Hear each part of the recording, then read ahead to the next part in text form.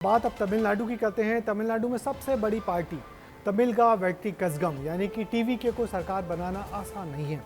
बहुमत से थोड़ी दूर अटकी पार्टी के नेता जोसेफ विजय चंद्रशेखर को राज्यपाल ने अभी सरकार बनाने का न्योता नहीं दिया है। थलापति विजय को कांग्रेस के 5 विधायकों का साथ तो मिला है, मगर अभी भी 6 एमएलए टीवीके को और चाहिए। कैसे जुटाएंगे विजय विधायकों का बहुमत, इस रिपोर्ट में देखिए।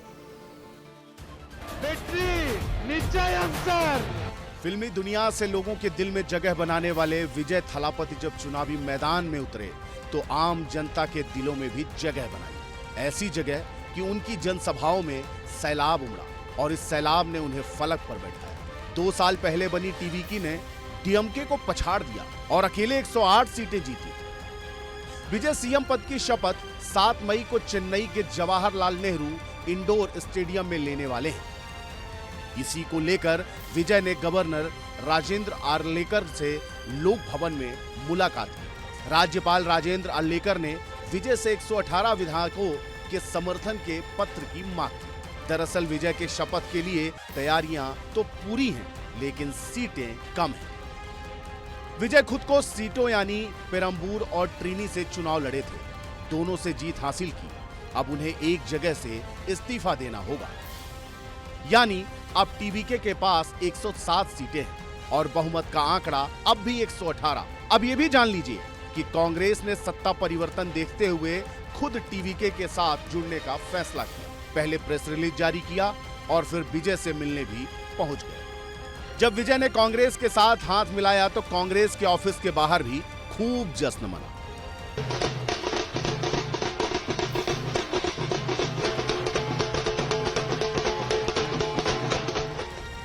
लेकिन कांग्रेस के कुल 5 विधायक ही इस चुनाव में अपनी सीट बचा पाए हैं। इन सीटों को मिलाकर भी टीवीके के पास 112 सीटें होती हैं, यानी अब भी विजय को मुख्यमंत्री बनने के लिए 6 सीटों की और जरूरत है। इसके लिए अब विजय 2 पैतरे अपना सकते हैं। पहला, कांग्रेस के अलावा छोटी पार्टियों का समर्थन लें।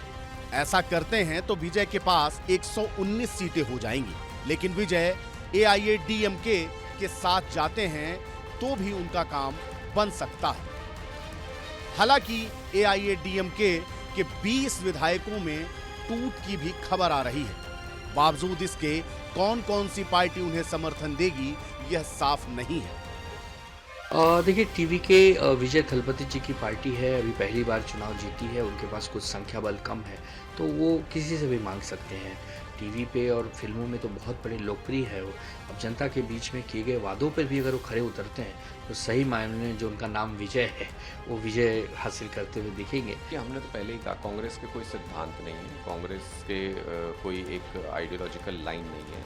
मौका परस्त पार्टी है और जहां उनको मौका मिलता है वहां पे वो पीठ में छुरा घोंपने का काम करते हैं।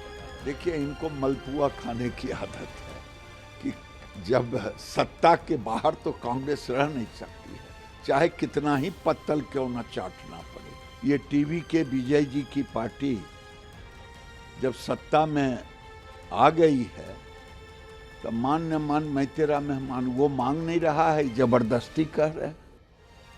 7 मई यानी गुरुवार को विजय की शपथ की तैयारियां चल तो रही हैं, लेकिन किसके समर्थन से उन्हें बहुमत मिलेगी, ये अब भी एक सवाल है। ब्यूरो रिपोर्ट, विस्तार न्यूज। तो विजय की जीत ने सभी चुनावी पंडितों को बुरी तरह चौंका दिया है। वो अब तमिलनाडु की राजनीति के नए उभरते सितारे हैं। उनके पास बड़ी लंबी उम्र है, इसलिए वो लंबे समय तक राजनीति में सक्रिय रहेंगे, ये सब मानते हैं। उनको अपनी सरकार के लिए बहुमत जुटाना कोई कठिन काम नहीं है। कांग्रेस तो उनके साथ आ ही गई है। एआईएडीएमके के कई विधायक भी उनके संपर्क में हैं। ऐसा दावा किया जा रहा है कि बहुमत जुटाने के साथ ही अब वो राज्यपाल से मिलकर सरकार गठन का दावा भी कल पेश कर देंगे।